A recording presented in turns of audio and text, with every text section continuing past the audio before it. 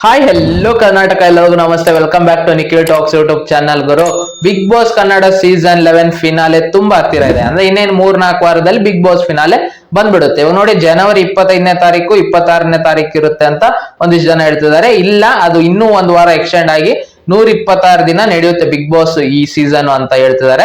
126 ದಿನ ನಡೆದ್ರೆ February 1, February 2ಕ್ಕೆ grand finale ಇರುತ್ತೆ.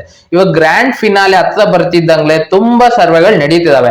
ಎಷ್ಟೋ ವೆಬ್ಸೈಟ್ ಗಳು ಸರ್ವೆ ನಡೆಸಿದಾವೆ, ಮತ್ತೆ ಎಷ್ಟೋ ಯೂಟ್ಯೂಬರ್ಸ್ ಸರ್ವೆ ನಡೆಸಿದ್ದಾರೆ. ಅಂದ್ರೆ ಕಮ್ಯುನಿಟಿ ಪೋಸ್ಟ್ ಅಲ್ಲಿ ಪೋಲ್ ಹಾಕ್ತಿದ್ದಾರೆ.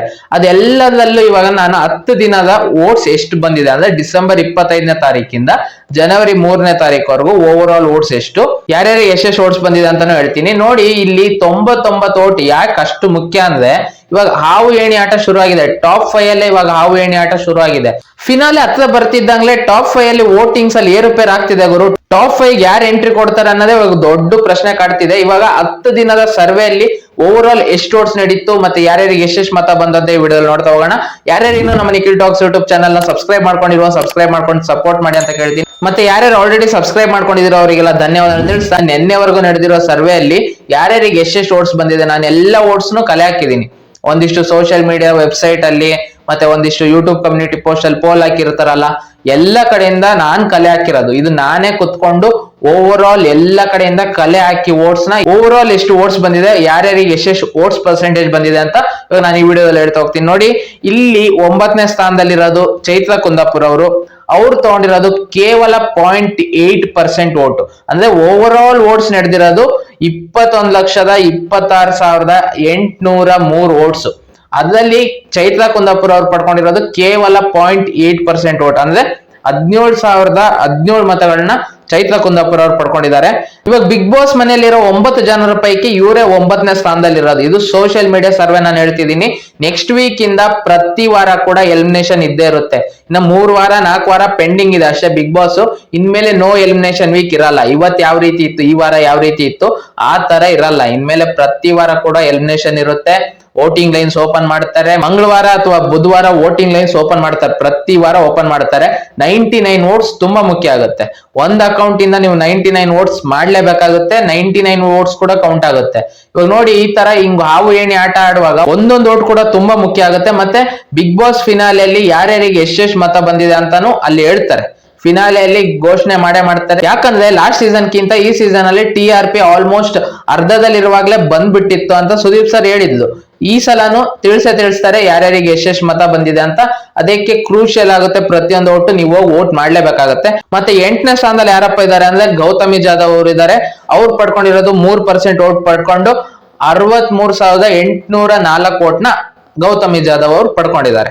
7ನೇ ಸ್ಥಾನದಲ್ಲಿ ಯಾರಪ್ಪ ಇದ್ದಾರೆ ಅಂದ್ರೆ ರಜತ್ ಅವ್ರು ಇದ್ದಾರೆ. ಅವ್ರು ಪಡ್ಕೊಂಡಿರೋದು 3.2% ವೋಟು. ಅಂದ್ರೆ 68,057 ಮತಗಳನ್ನ ರಜತ್ ಅವ್ರು ಪಡ್ಕೊಂಡಿದ್ದಾರೆ.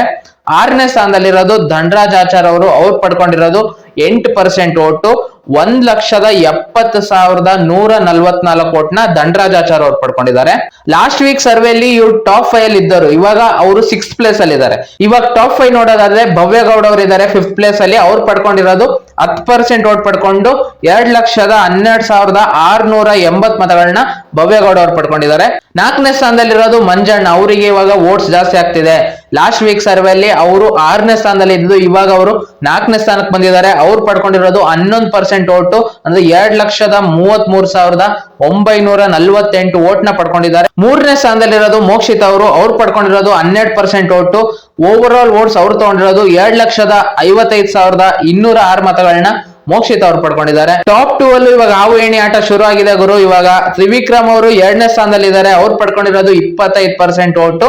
ಅಂದ್ರೆ 5,31,700 ವೋಟ್ ನ ತ್ರಿವಿಕ್ರಮ್ ಅವ್ರು ಪಡ್ಕೊಂಡಿದ್ದಾರೆ. ಟಾಪ್ 1 ಅಲ್ಲಿರೋದು ಹನುಮಂತಣ್ಣ. ಅವ್ರು ಪಡ್ಕೊಂಡಿರೋದು 27% ವೋಟು. ಅಂದ್ರೆ 5,74,237 ವೋಟ್ ನ ಹನುಮಂತಣ್ಣ ಪಡ್ಕೊಂಡಿದ್ದಾರೆ. ಇವಾಗ ಇಲ್ಲಿ ನೋಡಿ, 10 ದಿನದ ಸರ್ವೆಯಲ್ಲಿ ಮಂಜಣ್ಣ, ಭವ್ಯಗೌಡ ಮತ್ತೆ ಧನರಾಜ್ ಆಚಾರ್ ಅವರಿಗೆ ಜಾಸ್ತಿ ಹಾವು ಏಣಿ ಆಟ ನಡೀತಿದೆ.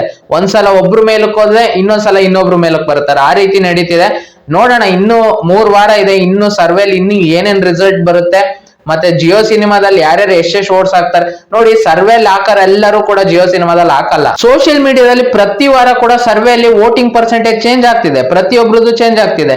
ಟಾಪ್ 5 ಗೆ ಒಂದ್ಸಲ ಒಬ್ರು ಎಂಟ್ರಿ ಕೊಟ್ರೆ ಇನ್ನೊಂದ್ಸಲ ಇನ್ನೊಬ್ರು ಎಂಟ್ರಿ ಕೊಡ್ತಿದ್ದಾರೆ, ಆ ರೀತಿ ಆಗ್ತಿದೆ. ಇನ್ನೇನ್ ಫಿನಾಲೆ ಹತ್ರ ಬರ್ತಿದ್ದಂಗ್ಲೆ ಪ್ರತಿಯೊಂದು ಓಟು ಕೌಂಟ್ ಆಗುತ್ತೆ ಅಂತ ಇದಕ್ಕೆ ಹೇಳೋದು. ಪ್ರತಿಯೊಂದು ಓಟನ್ನು ಅವರಲ್ಲಿ ಅನೌನ್ಸ್ ಮಾಡ್ತಾರೆ ಫಿನಾಲೆಯಲ್ಲಿ ಯಾರ್ಯಾರಿಗೆ ಎಷ್ಟು ಮತ ಬಂದಿದೆ ಅಂತ. ನೀವು 99 ಓಟ್ನ ಹಾಕೋದನ್ನ ಮರಿಬೇಡಿ. ಇನ್ಮೇಲೆ ಪ್ರತಿ ವಾರ ಕೂಡ ವೋಟಿಂಗ್ ಲೈನ್ಸ್ ಓಪನ್ ಇರುತ್ತೆ. ಮಂಗಳವಾರ ಅಥವಾ ಬುಧವಾರ ಓಪನ್ ಮಾಡ್ತಾರೆ. ಪ್ರತಿ ವಾರ ಕೂಡ ಎಲಿಮಿನೇಷನ್ ಇರುತ್ತೆ, ಮತ್ತೆ ಡಬಲ್ ಎಲಿಮಿನೇಷನ್ ಇರುತ್ತೆ. ಯಾಕಂದ್ರೆ ಇವಾಗ 9 ಜನ ಇದ್ದಾರೆ, 9 ಜನ ಇರೋದನ್ನ 6 ಜನ ಮಾಡ್ಬೇಕು. ಇವಾಗ ಲಾಸ್ಟ್ 1 ವೀಕ್ ಇದೆ ಅಂದ್ರೆ ಫಿನಾಲೆಗೆ, ಅಲ್ಲಿ ಅವಾಗ 6 ಜನ ಇರ್ತಾರೆ. 6 ಜನದಲ್ಲಿ ಮತ್ತೆ 5 ಜನ ಆಗೋದು ಆ ವೀಕ್ ಅಲ್ಲಿ ಮತ್ತೆ ಒಂದು ಮಿಡ್ ವೀಕ್ ಎಲಿಮಿನೇಷನ್ ಇರುತ್ತೆ. ಇವಾಗ ನೆಕ್ಸ್ಟ್ ವೀಕ್ ಎಷ್ಟು ಎಲಿಮಿನೇಷನ್ ನಡೆಯುತ್ತೋ ಗೊತ್ತಿಲ್ಲ. ಇವಾಗ ಬರ್ತಿರೋ ಮಾಹಿತಿ ಪ್ರಕಾರ ಮಿಡ್ ವೀಕ್ ಎಲಿಮಿನೇಷನ್ ಅಂತೂ ಒಂದ್ ವಾರದಲ್ಲಿ ಇದ್ದೇ ಇರುತ್ತೆ. ಅಂದ್ರೆ ಒಂದ್ ವಾರದಲ್ಲಿ ಇಬ್ರು ಮನೆಗೆ ಹೋಗೋದು ಫಿಕ್ಸ್.